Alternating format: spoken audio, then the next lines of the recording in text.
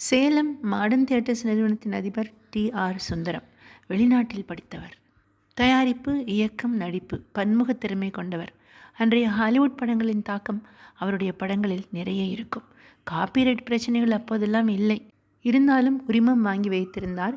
குண்டு வெடிக்கும் காட்சிகள், கார் சேசிங், சிங்கம், புலி போன்ற கொடூர விலங்குகளின் நடமாட்டம், விமானம் பறக்கும் காட்சிகள், பனிப்பாறை சரிந்து விழும் காட்சிகள், போர்க்காட்சிகள், இயற்கை சீற்ற காட்சிகள் இவை எல்லாம் படமாக்குவதற்கு பெரிய செலவு பிடிக்கும் என்பதால் இவற்றின் உரிமம் எல்லாம் வாங்கி தமிழ் படங்களுக்கு விநியோகம் செய்து கொண்டிருந்தார். தேவகி என்ற படம் ஆர்.எஸ். மணி இயக்கம், வீணை எஸ். பாலச்சந்தர், வி.என். ஜானகி, லலிதா பத்மினி, ராகினி பேபி, கமலா. பாடகர் டி.எம். சௌந்தரராஜன் கௌரவ வேடம். இந்த படத்தில் பனிப்பாறை சரிந்து விழும் காட்சிகள் ஹாலிவுட் படம் லாஸ்ட் ஹாரிசன் படத்தில் இடம்பெற்றது.